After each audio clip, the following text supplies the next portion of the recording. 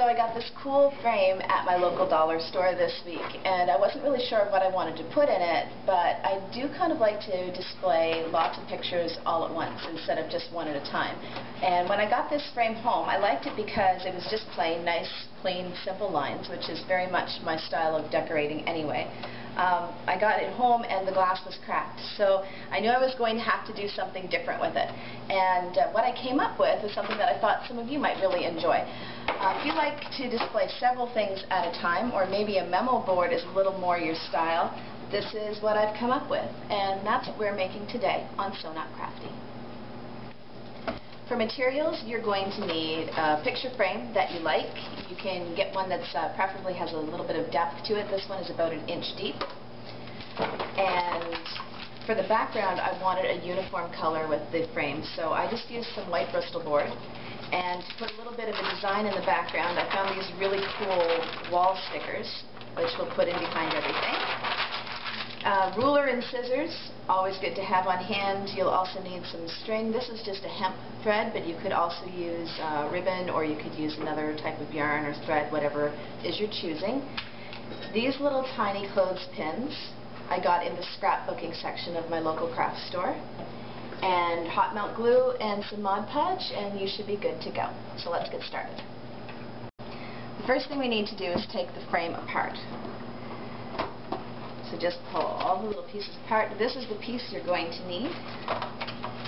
And this section here, in this particular frame, we won't need. We can also set the glass aside. This second one that I have here, the glass is not broken, but I can use that for something else, I'm sure. So we'll set the frame piece aside, and we're going to work with this one here. We want to have a white background. You could paint it if you wanted to, but I just found tracing out some Bristol board was just as easy. So just lay your piece down and give a quick trace around and a little trim.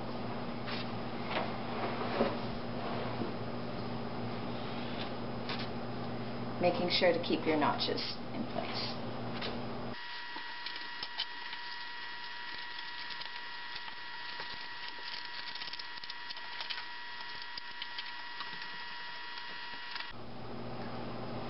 Once you've got it all cut out, now we just need to glue the Bristol board down to the actual backing. So just make sure if it has any hooks, you want to leave those on the opposite side so you can still hang up your frame. I'm using Mod Podge because I just find it to be the fastest for gluing a large surface, and it works really well with bonding the paper to this type of surface here. So just brush on a light coat, and then we'll lay the paper down.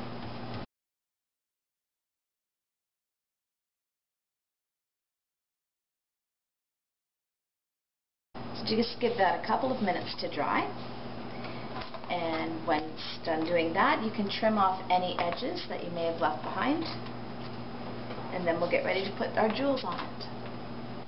So now that our paper has finished drying on and all the glue is dry, we're going to choose our stickers. So these were just wall stickers that I got at the dollar store. They came as a set. It cost about $2.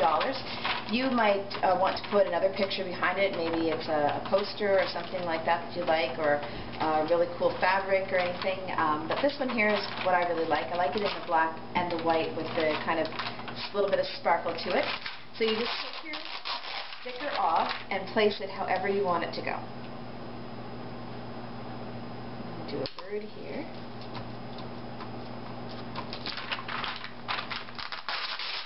And I really like this flower up here in the corner.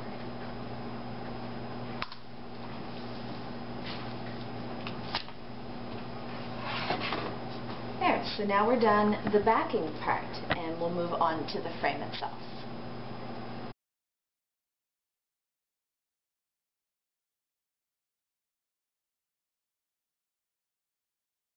So I've started the next set of strings that are going to be going this way by just gluing them down. Again, I have all these nice little marks that were left there by the factory, so I'm going to use those for lining everything up. So I've glued this piece down, and the first thing you're going to do is take your thread and put it under the horizontal one. And once you pull it taut, you'll see that it makes a little X here. Just grab a hold of that X, take your thread, loop it back over and then back under so that it's wrapping around that first thread there, and you'll see how it makes this nice little tie here. We're going to do the same thing to the other two. So put it underneath the first one and just grab the edge, grab a hold of the X, put it underneath so that it wraps around. You might have to guide it a little bit until it makes that little knot there, and then we do the very last one as well. So just going to put it underneath, grab a hold of the X, loop it back up and around, push it underneath,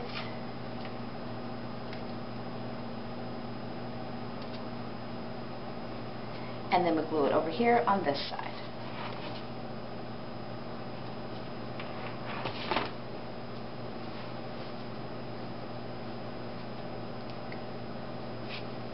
Trying to keep it taut. Okay, so again, for the very last one, you're just going to grab your thread, and it goes underneath that first one. Pull it so that it's taut. Grab the X in the center.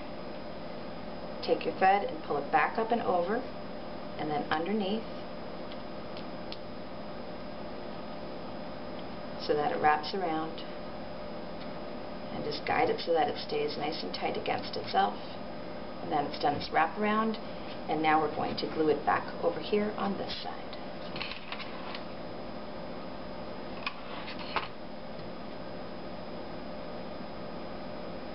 And just continue on with however many other strings you want to do down this way.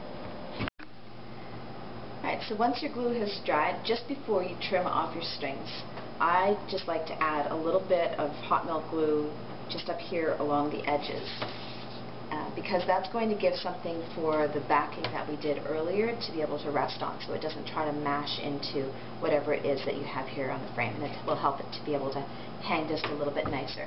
Once you've gotten that done, you can just give your edges, your string here, a little bit of a trim, and we're ready to put it together. Now to put it together, we're just going to take the backing that we made and put it into place, and it should drop in pretty nicely. There. Just close these over top. Okay, so we get these all closed over, and then we're going to flip it over, and we'll put our clothespins on. And you can put as many on as you want. You can put them at every little intersection here, or just at certain levels. Whatever you like.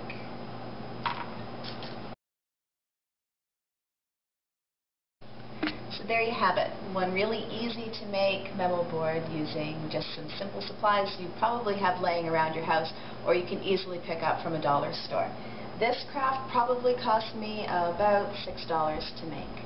So you don't need to be terribly crafty. Sometimes all you need is a little inspiration and a sense of adventure. See you next time.